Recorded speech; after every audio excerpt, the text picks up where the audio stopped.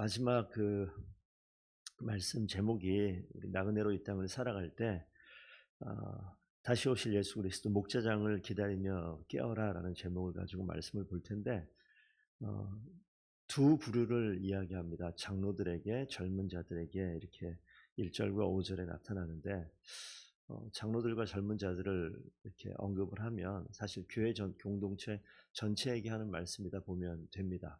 그래서 장로들에게도 그렇고 젊은 자들에게도 그렇고 오늘 한 단어가 계속 눈에 보이는데 그게 뭐냐면 겸손입니다. 교회 공동체 가운데는 정말 겸손이 필요한데 자, 5장 1절 보면 이 베드로 사도가 이 교회에게 보내는 편지인데 장로들에게 권하노니 나는 함께 장로된 자요 이렇게 나옵니다.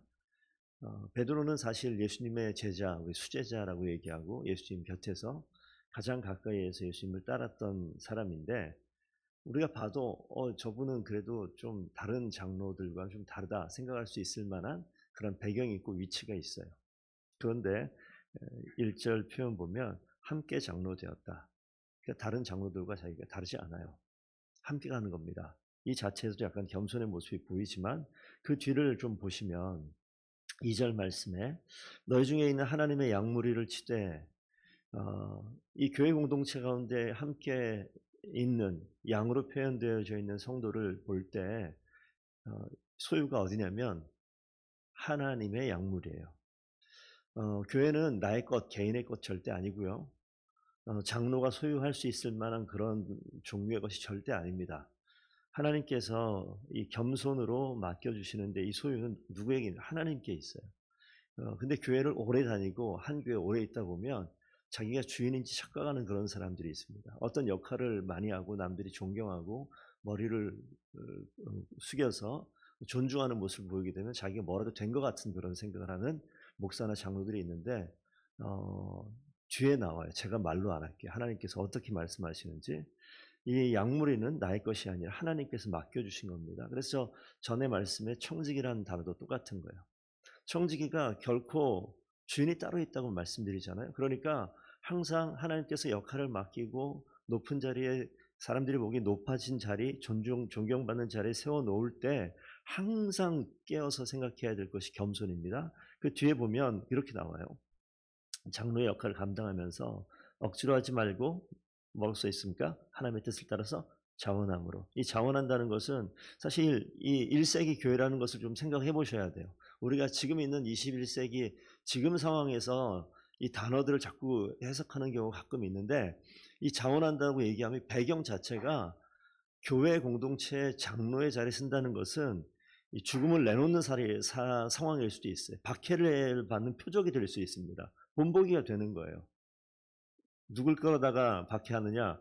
장로입니다. 그리고 그냥 서는 것이 아니라 큰 짐을 져야 되는 자리가 될 수 있습니다.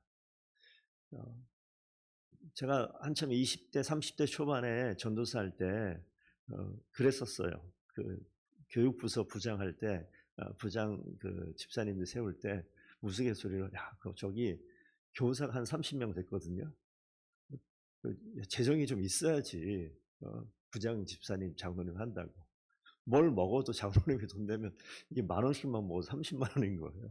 돈이 너무 많이 들고. 그러니까 그렇게 설명을 제가 하고 싶어서 그런 거예요. 돈을 많이 내라는 게 아니라 뭘 해도 짐을 질 만한 교회 중요한 역할을 하고 성도들의 아픔을 감당하고 누가 다 합니까? 이 앞에 서 있는 사람들이 감당하는 일들이 있어요. 그러니까 하나님께서 그걸 어떻게 한다? 자원함으로 하라고 얘기하고요. 더러운 이익을 위해 하지 말고 기꺼이 하라. 이거 다시 얘기하면 열정을 가지고 헌신을 가지고 하는 거예요. 즐거운 마음으로. 그 뒤에 있는 단어 때문에 말씀드리는데 맡은 자들에게 주장하는 자세를 하지 말고 약물에게 본이 되라라고 얘기하는 이 주장하는 자세. 이 주장한다라고 얘기할 때 이 헬라어 단어 보면 두 개 전치사하고 뒤에 있는 동사가 이렇게 붙어 있는 그런 경우가 많아요. 그래서 여기 보면 자신의 발 앞에 이 아래 두는 거예요. 주인이 된 자리에서 발 아래 두는 거 이거 주장한다고 얘기하는 겁니다. 그러니까 장로의 자리에 있어서 자기가 마치 지배하고 억압하는 듯한 위치에서 그렇게 사람들을 교회를 목양할 때 양들을 돌아보는 그런 모습 이거 하지 말라는 거예요. 약물의 본이 되라. 그 앞에 서 있는 이 모습 속에서 절대 교만하지 말고 자원함으로 기꺼운 마음으로 본이 되어지는 그런 모습으로 서야 되는데, 그리하면 목자장이 나타나실 때에 시들지 아니하는 영광의 관을 얻으리라. 이 보상은, 그것을 바라보고 있는 분은 이 사람이 아니고 예수 그리스도 주님께서 오실 때 그 모습을 보고 그 모습대로 갚아주시는 것이 있다. 그러니까 이 땅 가운데 내가 무엇을 역할을 맡고 장로로 세워져서 교회 공동체를 이끌어가는 그 자리에 있을 때 사람들에게 뭔가 바라는 마음이 생길 때가 있어요. 당연히 그렇습니다. 이만큼 수고하면 그래도 알아주기를 바라는 마음. 알아주면 좋죠. 근데 알아주지 않으면 서운합니다. 그런 마음들이 사람들이 다 있어요. 그렇기 때문에 누구에게 무엇을 기대하는 것이 아니라 목자장이 나타나실 때, 여러분 그 사람들에게 직장에서 무엇인가 프로젝트 끝나게 되면 보상을 받으신 적 있죠. 기업은 그렇습니다. 잘하게 되면 인센티브도 주고 선물도 주고, 그러면 받으면 기분 좋으세요, 안 좋으세요? 좋죠. 당연히 좋죠. 근데 받았던 게 기억나세요? 좀만 시간이 지나면 다 흩어지고 없어지고, 마치 이런 것 같습니다. 시들고 없어지고 그때 기억이 있는데 또 뭔가 있으면 또다시 뭔가 바라게 되고, 여기 보면 목자장이 오실 때에 시들지 않는 영광의 관으로 주신다라는 그런 모습. 자, 여기서 지금 겸손에 대해서 주장하는 자세가 결코 이 장로들에게 있으면 안 됩니다. 무엇인가 했을 때 자원하는 마음으로, 기꺼운 마음으로, 본이 되는 모습으로, 절대 주장하는 자세가 있으면 안 된다라는 단어와, 뒤에 이제 젊은 자들아 나오는데 여기도 마찬가지예요. 장로들에게 순종하고 다 서로 겸손으로 허리를 동이라. 다 서로 겸손으로 허리를 동여라. 이 허리를 동인다, 이 단어가, 똑같은 단어가, 자, 제가 설명드릴게요. 어디에 나오느냐? 허리를 동인다. 이게 우리가 좀 겸손을 이야기할 때, 이 겸손이란 단어가 1세기 그 당시에 누구에게 쓰는 단어라고 말씀드렸죠?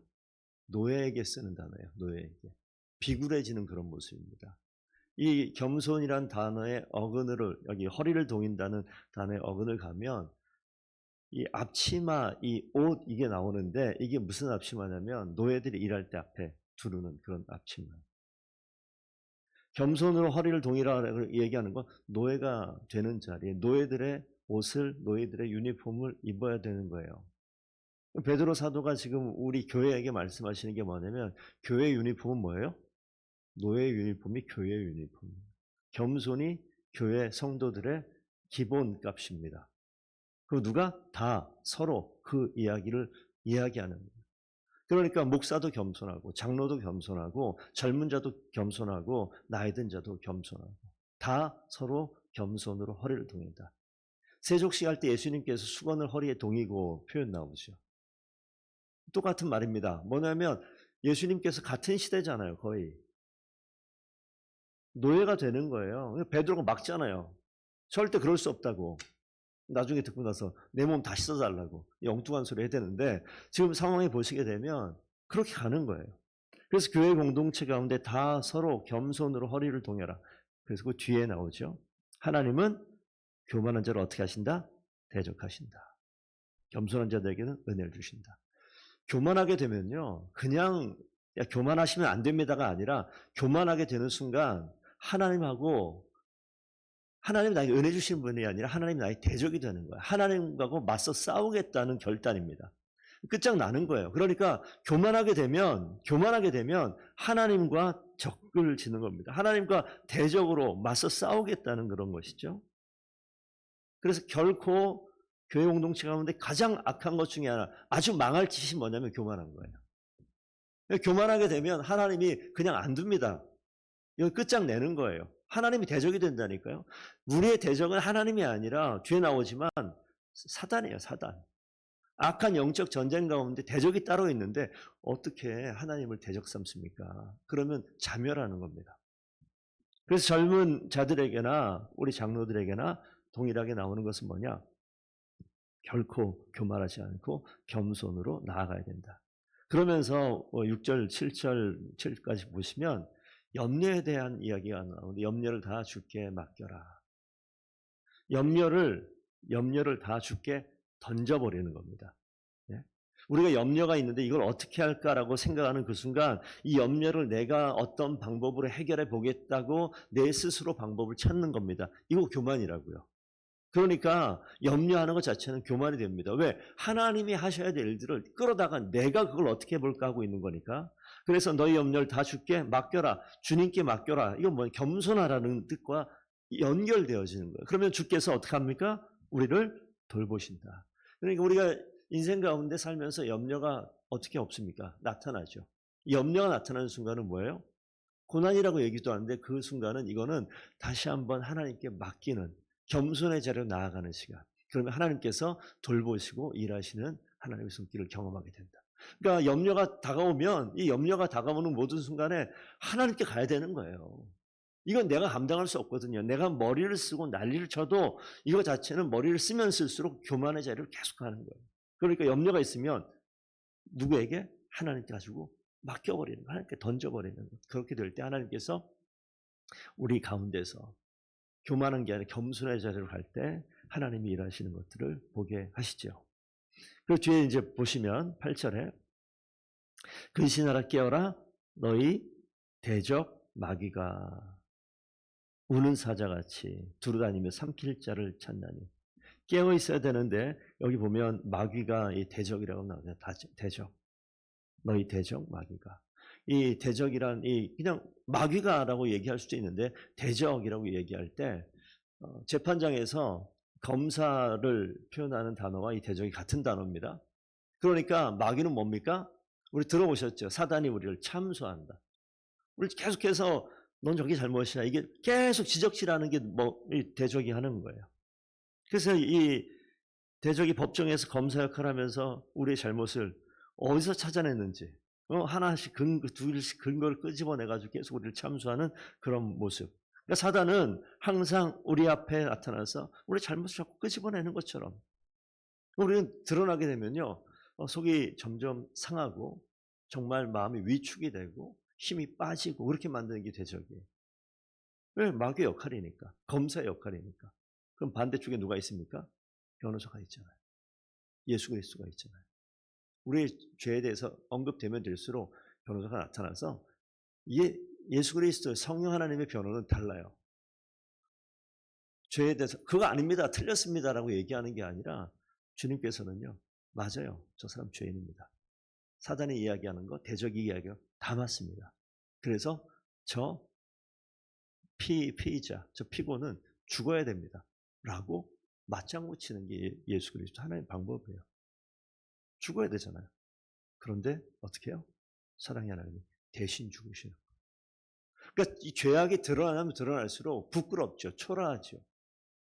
인생 잘못 산 것 같죠. 그 죄악이 커지면 커질수록 그 안에 뭐가 커요? 은혜가 더 커지는 거예요. 하나님 앞에 더 무릎 꿇게 되고 주님이 필요합니다. 고백하게 되고 주님께 더 가까이 가게 되는 거예요.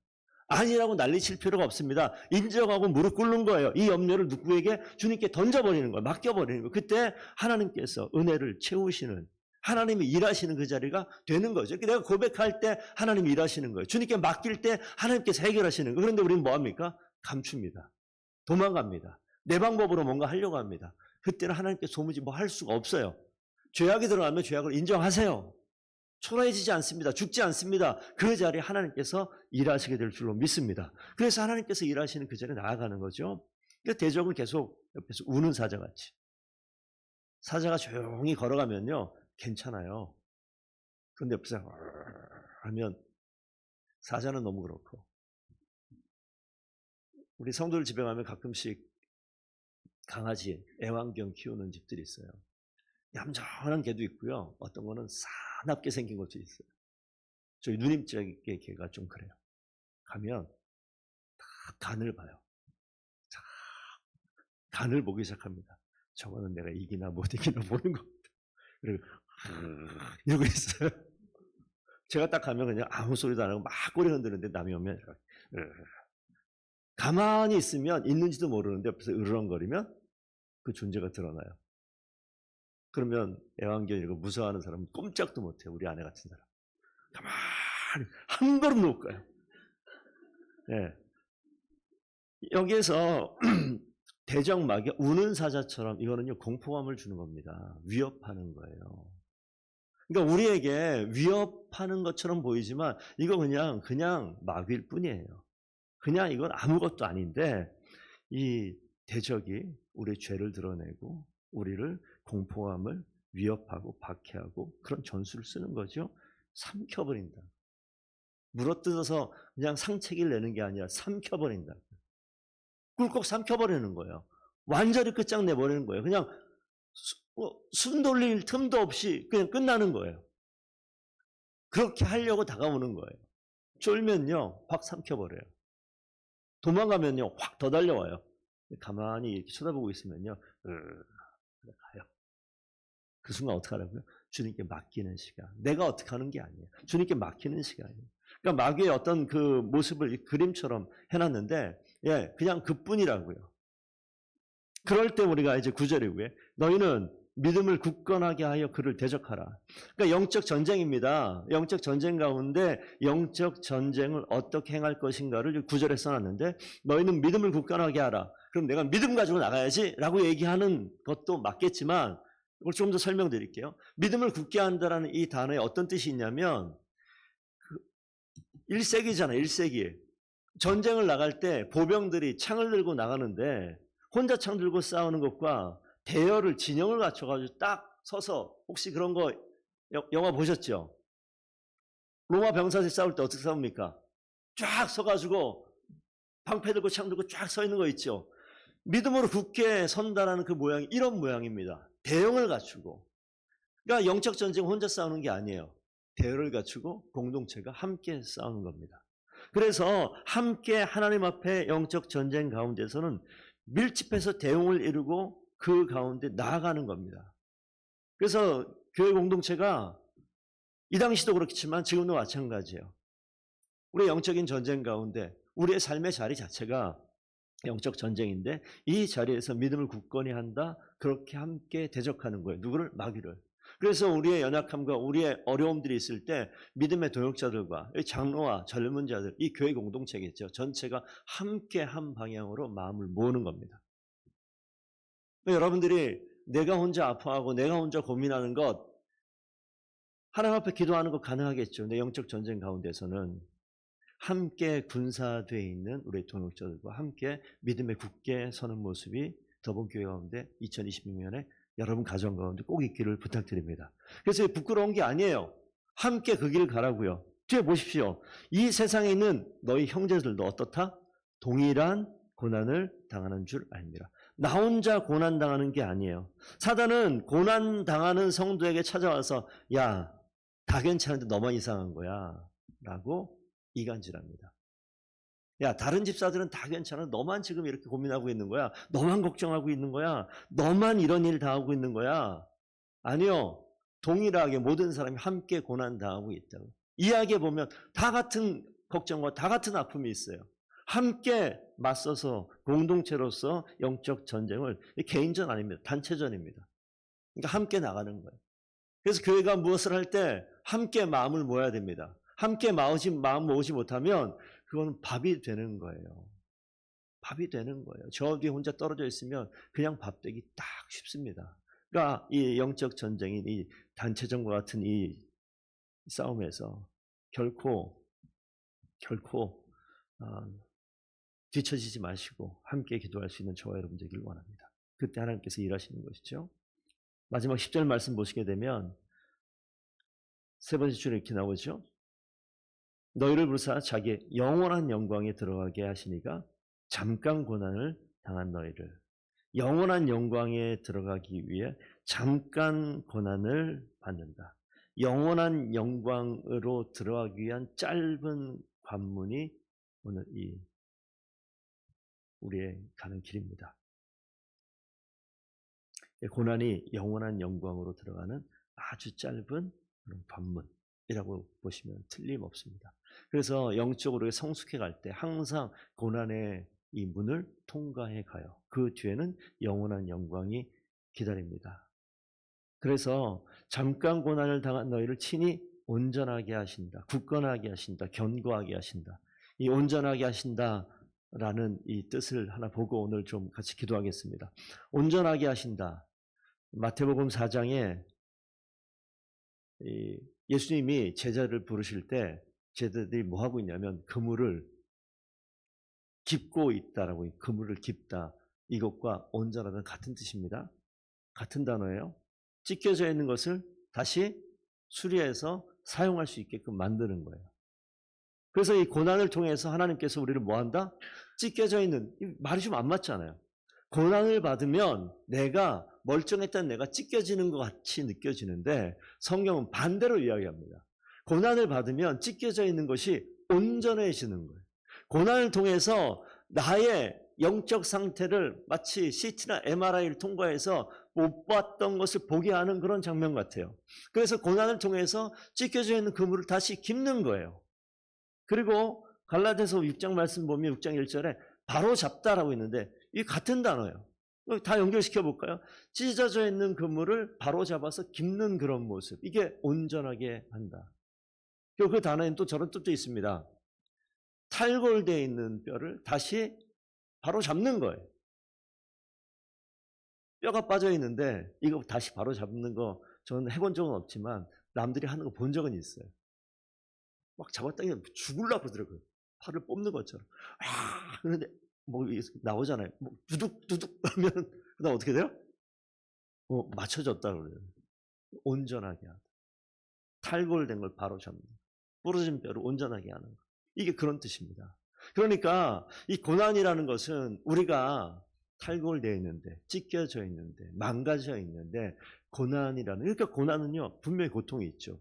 부러진, 빠진 팔을 흔들어가지고 집어넣는데 그게 안 아픕니까? 고난이 안 아파요? 아니요. 영원한 영광으로 가는 아주 짧은 관문. 요 한 10초, 1분 고통스럽죠. 내 인생 전체에 비하면 1분간의 고통이 그게 고통입니까? 이게 맞춰진다면? 하나님께서 우리의 고난을 통하여 우리를 친히 온전하게 하시고 그래서 굳건하게 하시고 견고하게 강하게 하신다. 교회 공동체를 향해서 그 말씀하시는 겁니다. 장로들에게 젊은 자들에게 하나님께서 우리를 절대 교만하지 말고 겸손한 자리에 다 서로 겸손으로 허리를 동여라. 교회에 절대 기억해야 될 가장 중요한 것 중에 하나가 있다면 교회의 기본적인 유니폼은 뭐냐면 겸손.